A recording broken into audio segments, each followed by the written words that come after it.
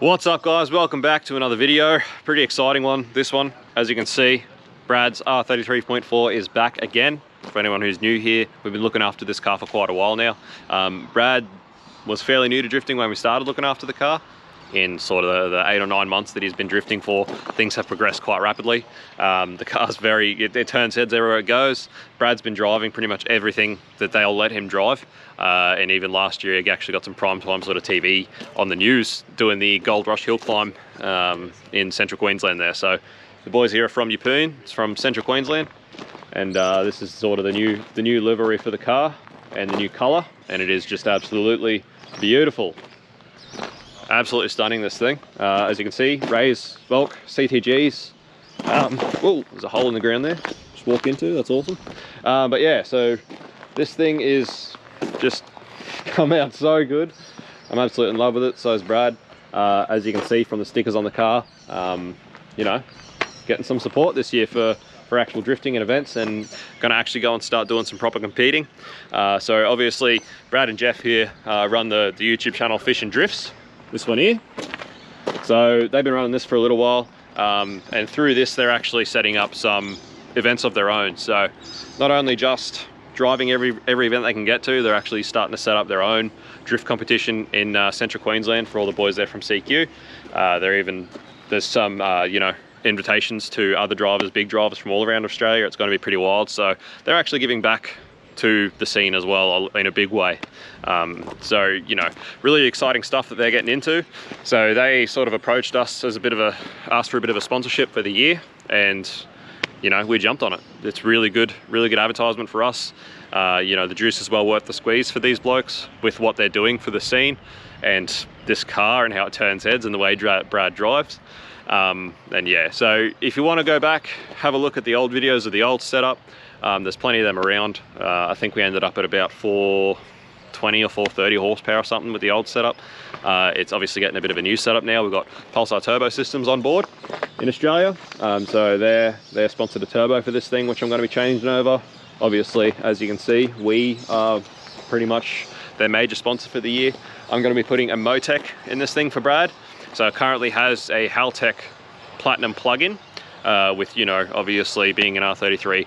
Got 20-year-old wiring. The boys for the past few events have been chasing issues, you know, with wiring and injectors and things like that. It's actually at a point now where the ECU sort of shut the bed. It's given a code from the ECU that just is internal ECU error. So, you know, we're pretty much up to the point where needed a new ECU, and I figured if I'm going to sponsor the boys, we're going to put an ECU in it for them. We're going to do it properly. We're going to do what we want to do. You know, MoTeC's something I've always wanted to work with. It's just that obviously for the most part a lot of people don't want to pay for it, but if we're paying to put it in anyway, it was going to be MoTeC. So we're going MoTeC in this thing, as much as obviously we cannot really afford, but we're going to anyway because it's worth it and we really want to help these blokes out.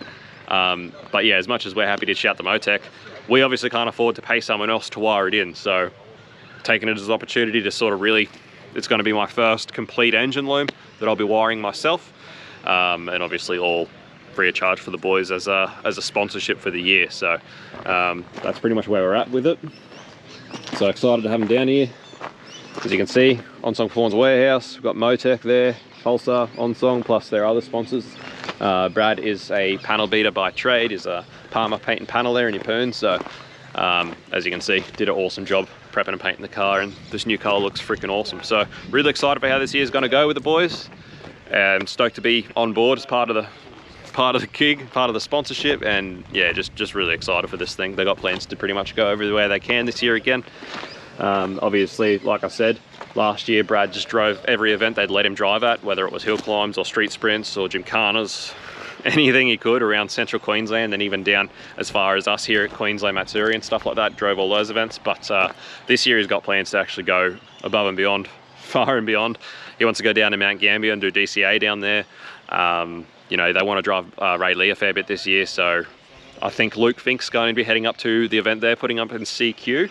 So I think the other side of that is the boys are going to try and get to all the DCA events they can this year. So it's going to be a big year for the boys. So stoked to be on board. and absolutely wrapped with how the car came out. I think it's going to be a good year for us all. So here we have all of the stuff that's going in the car. Obviously we've got a MoTeC here, M130 GP light package going in this car. It's going to be plenty enough to do what we want to do with the car right now. Plus obviously with MoTeC, the way MoTeC works and the firmware updates and stuff that you can have, it obviously provides heaps of room for further expansion in the future, which is definitely going to be something that happens given how the whole program has progressed in the short time that it's been running for. So big thanks to Ian there at Masters of Motorsport for the M130 light package. Got a new map sensor, considering the M130 doesn't have an onboard, so we needed a map sensor.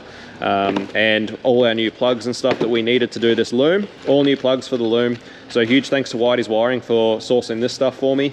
I bought that all through Whitey's Wiring there. Also got in this one new mini fuse box and relay box to run the whole show. We got Jeff from NZ Wiring sent us over a trigger kit. Now for anyone that's been waiting for these on the store, I'm still waiting for actual stock of this.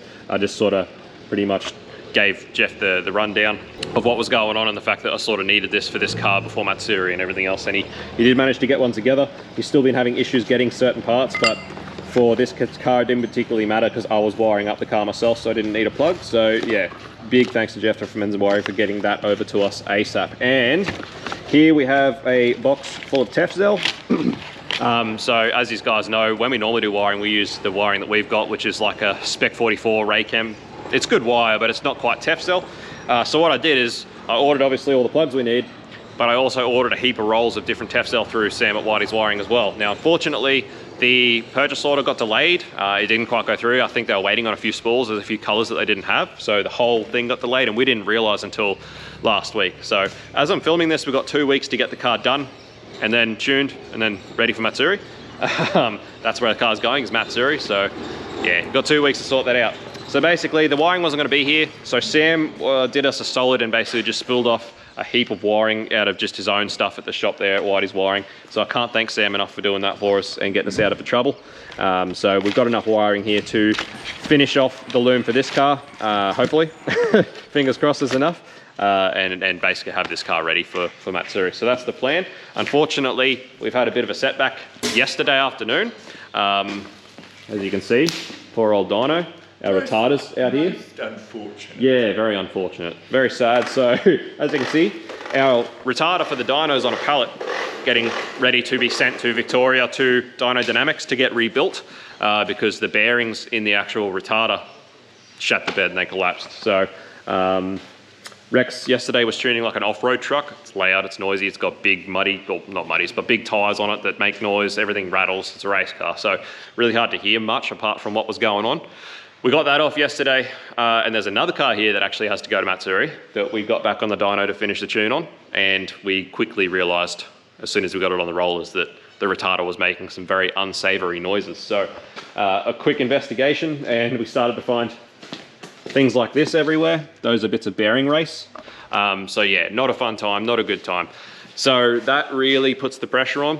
Lucky for us, once again, Whitey's Wiring coming through to the rescue. If we don't have our dyno back up and running by the time I've got this all wired up and ready to go, Sam's going to let us use his dyno down there at his shop. So we do have a contingency plan. We do have a way that we can make sure this thing definitely is tuned, ready for Matsuri. It just might be a big day. So I'm going to have to use Sam's dyno for that other car that was going on this one as well. Anyway, it's unfortunate. It's a crappy situation, especially when you're this far out from an event and everything else, but we're just lucky that we have friends like Sam in the industry that can really come to the party and help us out a huge deal. So big thanks to Sam there at Whitey's Wiring. Can't stress that enough. Absolute G, really getting us out of trouble more than once. So anyway, guys, the boys here are pretty excited for the year. I think we're all pretty excited for the year. If you're watching this, it's probably after Matsuri because the car's being unveiled at Matsuri. So plus I don't have any time to edit videos at the moment, so it would definitely be after Matsuri. But the boys here have actually started their own podcast, the Fish and Drift podcast. Yes. We're going to be doing a podcast tonight, so yeah, by the time you're watching this, that'll probably be out. So definitely head to their channel and give that a watch. get on the beers and talk some smack and have a good time. Should be full of laughs and a few good stories and Annoying Timmy. Yeah. Good luck. Beers and a chat. What more would you want? What more could you want? That's as authentic as it gets around here. All right, guys, so as well as all this stuff that's going in the car, we've got here a new Pulsar GTX Gen 2 3076 T3.8 Turbo.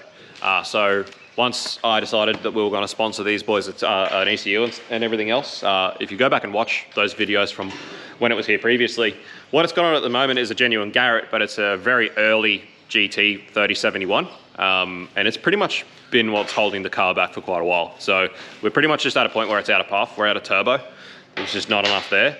But Brad really likes the way it responds and the way it's very punchy, the way it drives. You know, it's not huge power, but it was always really responsive and punchy, and Brad really likes that to drive. So the idea was to put a turbo on it that's gonna sort of maintain that real punchy down low, all over power, but the Gen 2 3076, we've got a bit more compressor and a bit more efficient exhaust wheel. So by all accounts, we should be able to make quite a bit more power, but maintain that same type of curve, and should sort of really keep this thing exactly how Brad likes to drive it. So that's the idea there. So yeah, once we decided we we're gonna sponsor the boys, I got onto James there at Pulsar, who's the Australian distributor for Pulsar turbos. And I sort of gave him the rundown of what was going on and sort of asked if he wanted to be part of the program as well. And then I put him onto the boys here and he talked to them directly. And yeah, sure enough, he came to the party as well. And so this is sponsored courtesy of Pulsar Turbos to get this car to where it needs to be. So yeah, between new turbo and MoTeC, it's gonna be wicked. Righto guys, fast forward a few days. We had an awesome night with the boys here. We did a couple of podcasts and stuff. It was great fun. So if you haven't already seen it, go check them out. They're pretty funny. It was a good night. But yeah, it was awesome. But started pulling this thing apart. I've got all the main loom out. And this is the sub loom, if you remember, that I made last time it was here for the extra sensors we put in. So yeah, that's the old. I was pretty proud of this when I first did this last time as well. This is sort of the first bit of wiring that I'd professionally done on a car sort of thing. So yeah, I was pretty stoked with that. But anyway, that's all out. The main harness is out. I hadn't realized, I don't know why I don't ever realize this. Every time I try and do anything to do with harnesses, I'm always surprised with how integrated they are. I don't know why. I'm so surprised. I should think about this. But anyway, the things like the wiper motor, and there's another plug further that's like up the front here for the headlights and stuff, and the light loom. So that's all integrated in that main loom. So I'm gonna have to break it open and take those out so I can put them back in the car.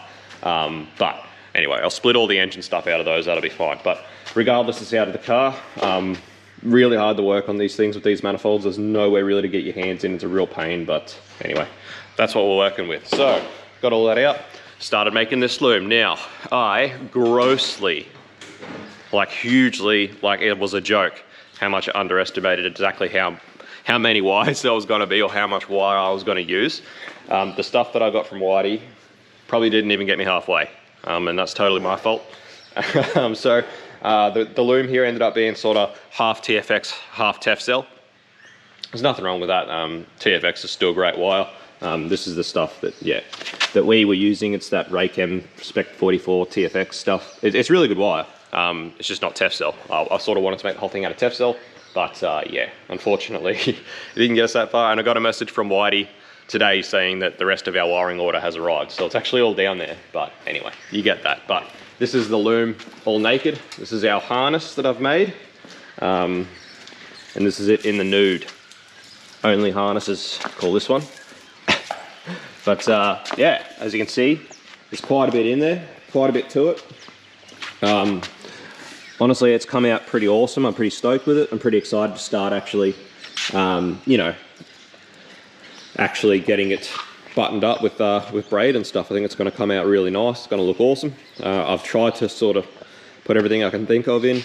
Now, I didn't bother getting any plugs for the stock RB25 IAC system that's on that manifold. I didn't even think about it, honestly, but I freaking hate them. I hate them with a passion. I passionately hate the stock Nissan RB25 IAC systems. They're just the trash. They're hardly ever work. They're slow to respond. They're just a pain in the ass. But I decided to chuck in 4 wires in the harness for an IAC for future. So there's 4 wires there. That gives us plenty of room. If we wanted to run like a Ford 2-wire one or a GM, we could run a GM one, a 4-wire one in like the MoTeC little unit that they make. So that's there for future if we need it, if we have issues with this thing starting and stuff like that with E85. So I thought I'd chuck them in. But yeah, as far as I can think, everything's there. I could probably start going through each individual thing with yous, but honestly, I'd be here for days. But yeah, I'm pretty stoked with it as far as sort of my first complete wiring job, full loom, custom loom that I've done myself. So yeah, I'm pretty happy with it. I'm pretty stoked. So it's time now to start getting some braid on it and buttoning it all up. I really hope I've done everything right. I hope all of the sensors are getting the right wires. And I really hope that I haven't forgotten anything. I don't think I have. Anyway, at this point, what do you do? So, yeehaw. All right, so I'll go through a little bit of it with you. So first off, our CAS is a shielded 4-core. This is gonna be obviously going to our New Zealand wiring trigger kit. That's all good. All of our sensor wires, I tried to make everything sort of the same color. All the 5-volt supplies are the same color. All of the signals are the same color. All of the earths are mostly the same color. The TEFCell ones are black with green trace, and the TFX ones are black, but basically the same. And they're all 22 gauge. Then we've got power from the fuse box. So we've got 2 14 gauge powers, which feed the coils. So each of them 14 gauge will split into 3 18 gauge powers for each coil, which will be plenty for if, you know, future he wants to make 1,000 horsepower and R35 GTR coils or something like that. That's enough power for those. Injectors is just a single 18 gauge power. The MAC valve and the VCT solenoid are both just single 22 gauge powers. And I think that's it for power. Oh, and then obviously the ECU, it gets a switched power, which is an 18 gauge, and it also gets just a constant battery power for memory, which is also an 18 gauge, which didn't really have to be, but I did it anyway. So then you got each of your coil triggers is just 22 gauge, 6 different colors. Same with your injector triggers, 6 different colors, 22 gauge. And that's pretty much basically the gist of the loom. Just a whole heap of wires and they're doing it. Plenty of it. So that's that. You come over here, I'll show you what we're using. So this is the braid we use. It's like a chemical resistant, heat resistant braid for wiring. To cut that, we use a hot knife. Got a hot knife there. That's sort of the heat shrink we use to shrink it all up, and obviously a heat gun. That's pretty much as simple as that. You've got to start at your smallest ones and work your way backwards to tie them all in. The only joins in the loom will be from the powers. So there'll be a few powers that are just sort of joined together, both the 12 volt. Obviously, things like the MAC valve and the VCT solenoid, they're going to draw SFA. There's no reason to have them on their own individual power feed. I'll probably hijack them off the injectors, probably run them with the injector power. So there'll be joins like that, which will be very close to this end before I'll put a Deutsch plug here, which connects these to the fuse box. And just after the Deutsch plug, I'll just put the joins in there. Those, and obviously the 5-volt sensor wires. I'll try and put the joins basically as close to the ECU as I can, so that each of the sensor wire has mostly its own wire. So if anything was to happen, you know, it's only affecting that one sensor, it makes it a lot easier to fault find. So that's the idea. Those are going to be the only joins in the sensors. Those joins, like always, going to be open barrel crimps, the strongest sort of joins you can do. And that there is our loom. Sorry guys, one more thing to add. So the tape that I've used to actually basically get the loom to this point, this sort of cellophane tape you can see, it's actually not just sellotape, it sort of is, but it's a special wiring tape. They call it Captain tape. It's like a low residue, chemical resistant tape that you're meant to use to do looms.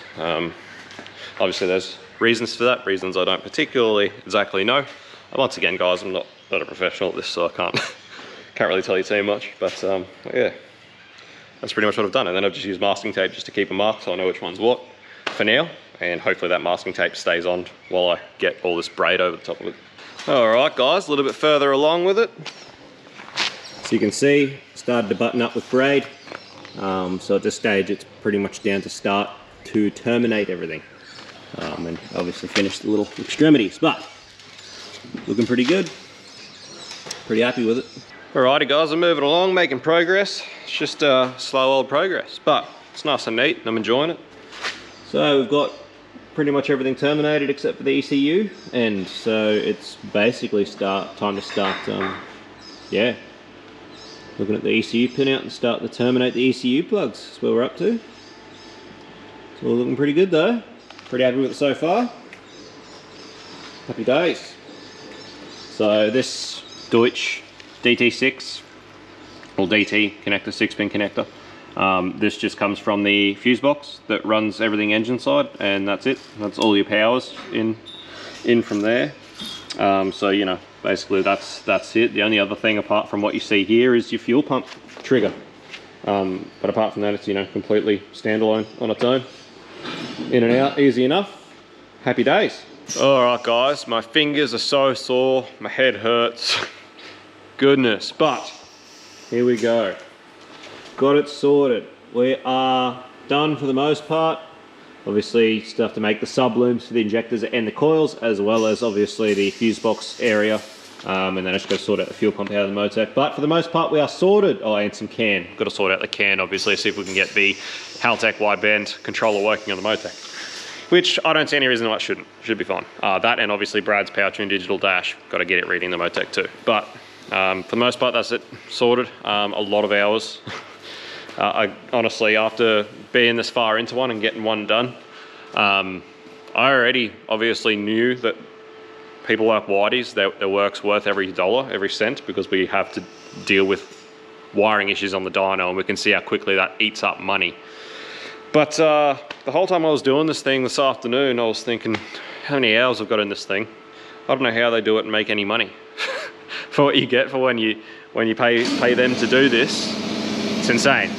So, all right, guys, we have had a fun few days, but managed to finish up both the injector and the coil pack sub harnesses today. They're both done. So here's our injector. Sorry, this is our coil pack sub loom. I've just got to terminate the earths, obviously, once I get it in the car and find where it's going to be the best to run the earths to.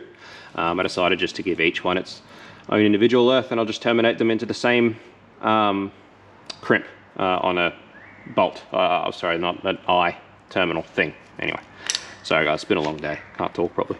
So that's our coil pack sub loom. As I said, I've sort of powered it in a way that in future we can just re-terminate it for R35 coils or something, and there's plenty enough power here to make bulk power, bulk ignition power going on. So heaps of power. And this is the injector sub harness, which actually is it's an 8-pin Deutsch, and it's got the power in it because injectors don't draw much power.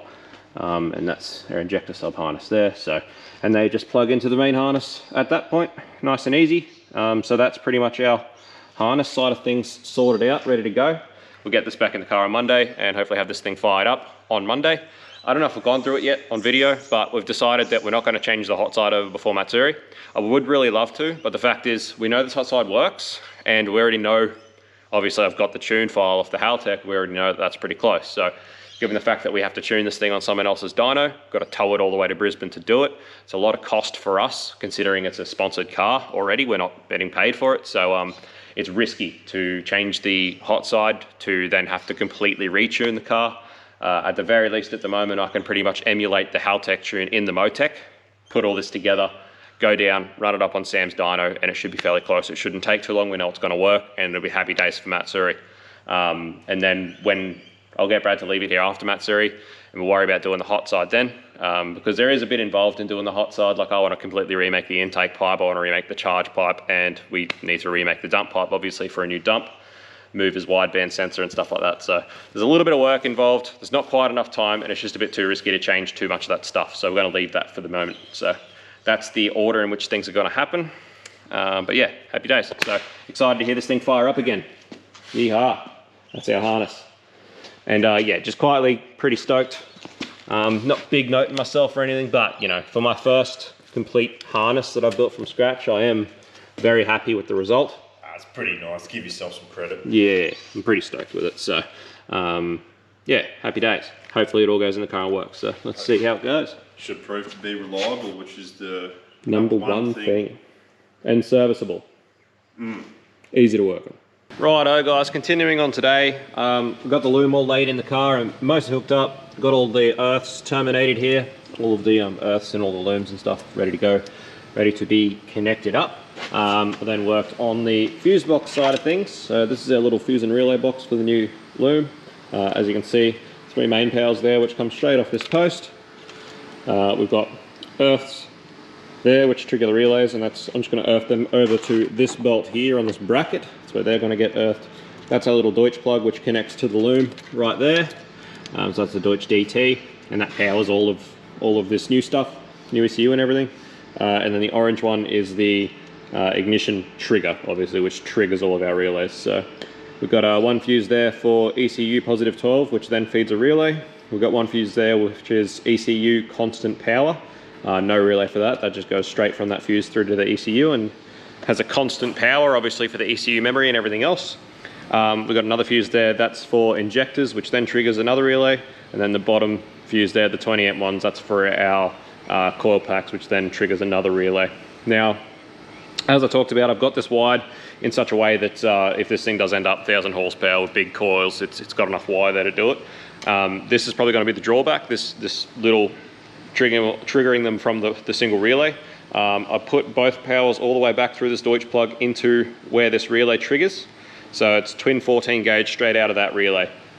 So basically all the way back to here is definitely capable of doing it, but if we get to the point where we're trying to put in dwell and it's starting to get hot and break down and cause issues, and we can see obviously if this relay is starting to get too hot and start to melt stuff in here, that's when we know we're going to have issues, and we'll have to change that so that we probably have a separate relay for each pack of 3 coils. But anyway, that's a much later problem.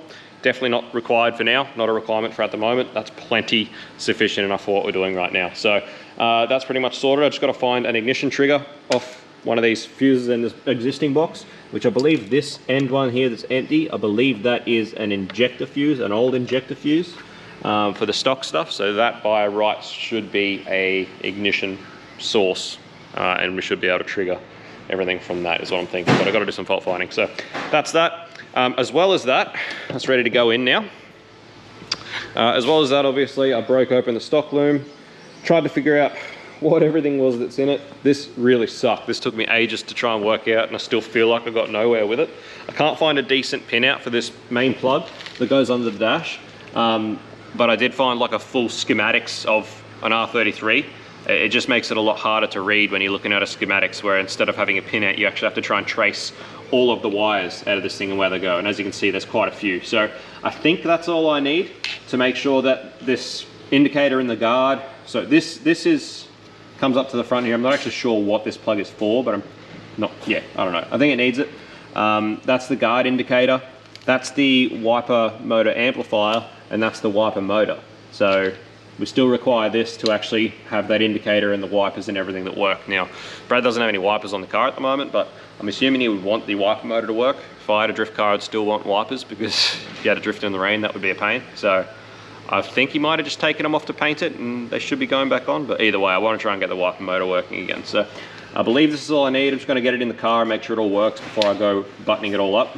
But I'm hoping this is it. So fingers crossed. So anyway, at this stage, pretty much ready to start getting it in the car. Pretty sure one of these should be our fuel pump relay trigger, which now that Rex is here, I can get him to help me open the boot and have a look at what's going on in the boot as far as the fuel pump area. But I'm pretty sure this thing's already had the relay modification and everything done, because we've never had an issue with the fuel pump, and it's been running E85 for a long time. So I believe that's already all been done. So just got to work out how that we're actually triggering the fuel pump, and yeah, go from there.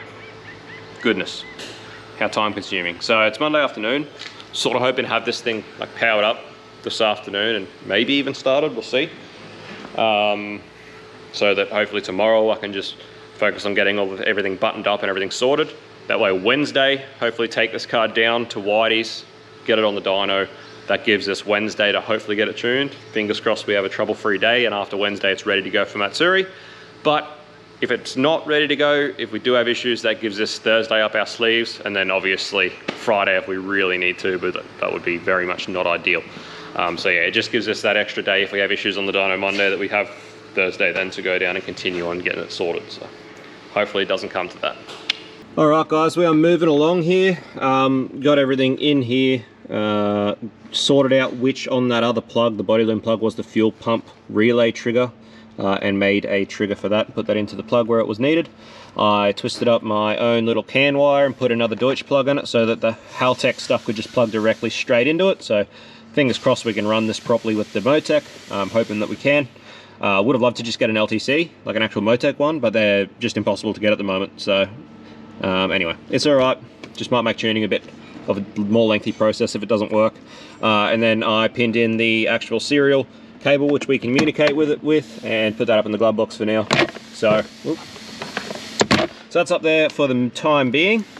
So basically pretty much ready to plug the ECU in at this end and power it up pretty much. All I've got to do, so I had a look at the fuel pump here, and the boys have obviously unplugged the fuel pump. They must have been fault finding something when the ECU was playing up, so literally nothing's plugged in, but no wiring modifications have been made. So I'm assuming that the, relay modification hasn't been done. So that means I'm gonna have to do it, but that means I need another relay holder and another inline fuse holder, which I don't have, so I'll get them tomorrow, so I'll worry about that tomorrow. But the last thing I've got to do is install and wire in the new trigger, our NZ wiring trigger.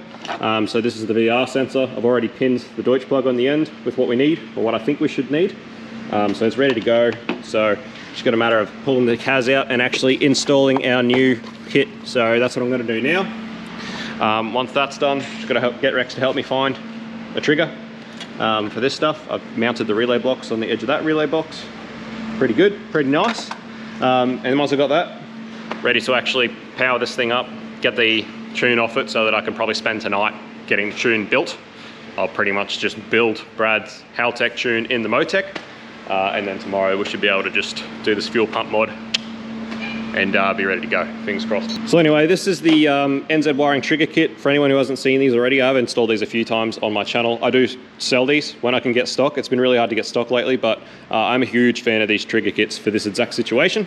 I always talk about, there are obviously a huge advantage to actually having a proper crank trigger, mostly that you don't get the same deflection from the belt-driven cam gears and stuff like that, particularly if you're running big cams and that sort of thing. So there are advantages to actually having a full-on crank trigger kit with a cam sync. Obviously, this is a very expensive way to go. There's only a few on the market. They're all very, very expensive compared to something like this. So although this doesn't alleviate the issues that you do sometimes find with the deflection of the belt-driven cam gear, this does fix pretty much all the issues that you will have with an optical CAS failing or getting miscounts and stuff like that, which is very, very common. So these optical CASs on these RBs are terrible. They're renowned for just being crap. This kit is a very, very quick install, very quick, easy fix, and it's reliable and it works awesome. So I'm gonna try and get this working on the M1. I believe that we should be able to do fine. But yeah, I'll go ahead and install that now. So that's the trigger wheel on the cam, and that's all you do. You just pull the cam bolts out, pull that off. All very careful while you're doing it not to drop any bolts down behind the CAS bracket, because if it drops down into the timing area, you're going to be in a world of hurt. So be very careful of that. In it goes, plenty of Loctite. As you can see, the gear is doweled, so you just line that up with the dowel in the cam. It's happy days. Yeah, plenty of Loctite, torque them up to spec. Happy days. Then the cover goes on and the sensor goes in. It's that flapping easy. And if you buy them just for your RB25, they actually come terminated with a new like stock CAS plug, so that they can literally just replace the standard one. It's super, super easy. Righto guys, so we're back this morning. Here we are. Basically got everything back together. Charge pipes back on. Still a lot of stuff on this car that I'm not super stoked about. Like this joiner is not even close to the right size. It's like probably a quarter or even a half inch too big for the throttle body. We got heaps of just these worm drive hose clamps, which are terrible. I really hate them. Everything should be T-bolts. I really, really don't like these hose clamps, always cause issues. So I'm really hoping this doesn't come back to bite us on the dyno. Like I keep saying, I'm gonna remake all of this when we get it back, when we do the turbo. But anyway, it's back together for now. Spent ages last night working on the bass tune, on the bass file. Basically trying to get it all set up, all the calibrations in there. Tried to make the maps pretty much the same. Did the fuel pump wiring mod back here. Still have to tidy this up obviously and tie it up a bit. But this is ready to go. I only chuck this, I hate these fused relays. They're an absolute pain. If you use them, just don't. They're a pain in the dick. They suck. but it's the only relay we've got here at the moment, so I chucked it in at the moment just to get this working for now. We've got an inline fuse there, that's our fuse. So I'll replace that on the way out tomorrow or something. I'll stop and get a proper relay and replace it. So there's no way to get the Haltech wideband working on the MoTeC. Went through everything, which is a bit of a pain, but it is what it is. Lucky for us, I've got a mate that's gonna let us borrow his MoTeC LTC, which we're gonna use for tomorrow just for the tune. Just for the fact that it actually makes tuning the fuel map so much quicker on the MoTeC. It's so good the way the MoTeC uses its wideband to do that. So in order to save us that time, I'm gonna borrow that off him. Once it's tuned, pretty happy for this thing just to run an open loop. You know, it's a drift car. It's most of the time when we set up closed loop, it's only insert parameters. Those parameters a drift car hardly ever sees anyway, so I'm really not that worried about this thing just being an open loop after that. So I got the wiring pin out for the DTM4 on the MoTeC LTC and reconfigured the DTM4 in the car here that was used for the wideband for the Haltech.